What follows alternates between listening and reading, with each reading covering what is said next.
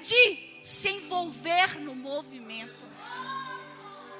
Mergulhar na presença, estar na presença. Moisés, quando ele vê aquela coisa extraordinária acontecendo, algo não provável para o ser humano, ele percebe e entende que não é o homem, mas que aquilo é a presença de Deus, que aquilo é algo dos céus manifestado sobre aquele lugar. Ele deseja, ele quer ver, ele quer estar, ele quer ouvir, ele quer chegar, ele quer aproximar. Naquela época não tinha Jesus ainda. O sacrifício da cruz não havia acontecido. O Espírito Santo não havia se manifestado. Aquela época, querido, era algo em que Deus se manifestava de vez em quando. Onde Ele usava sacerdotes, onde Ele usava profetas, onde Ele levantava alguém para cumprir algo determinado que Ele tinha. Mas hoje, olha para o irmão que está do seu lado, hoje não. Hoje você tem o Deus Espírito Santo. E Ele mora dentro de você. A presença não se manifesta de vez em quando. A presença está dentro de você. A presença do Deus Espírito Santo, querido, ela está dentro de você.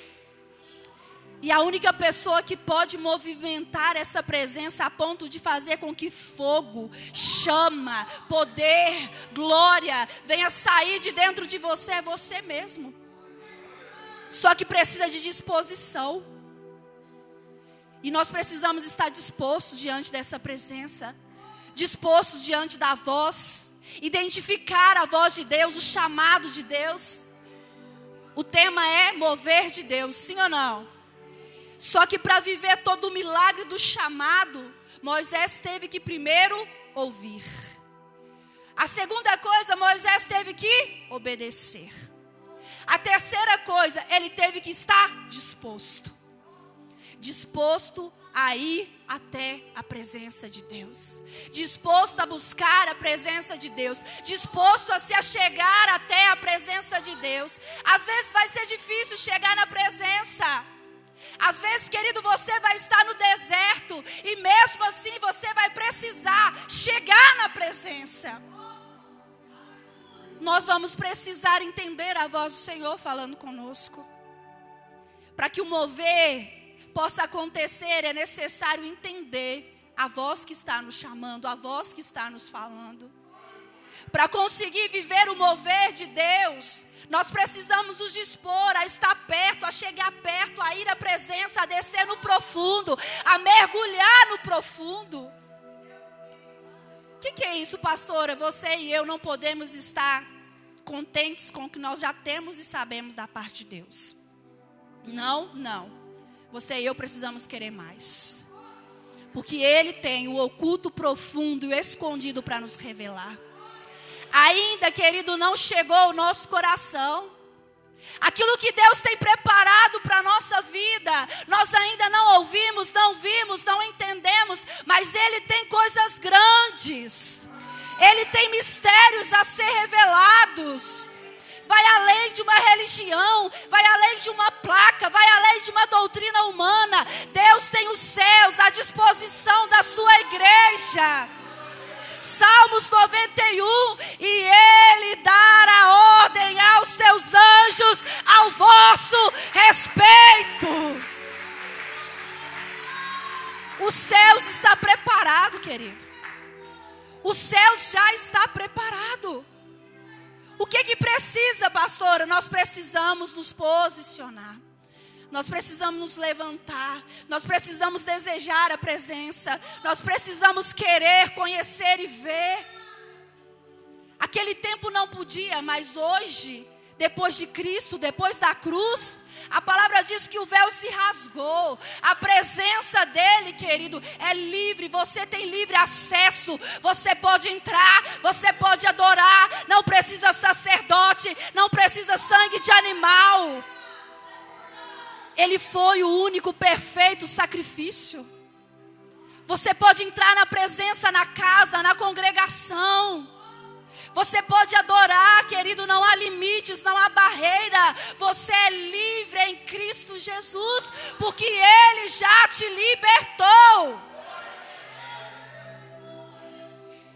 E Moisés ali naquele monte, na presença, o Senhor, o nosso Deus, dá para ele uma ordem: você vai libertar o povo do cativeiro, das mãos de Faraó, vai tirar eles do jugo do Egito. E nós sabemos que há todo um processo, há toda uma caminhada. Deus manda, Deus endurece o coração de Faraó, e ali vem as 10 pragas. E vocês sabem o porquê das 10 pragas? Nós estamos aprendendo lá na escola bíblica. Deus queria provar aquilo que desde o começo, quando ele se encontrou com Moisés, ele queria provar que aquilo era verdade. Aquilo o quê? Lá no verso 6 diz assim, diz mais: eu sou. Eu sou o Deus de teu pai, o Deus de Abraão, o Deus de Isaac e o Deus de Jacó.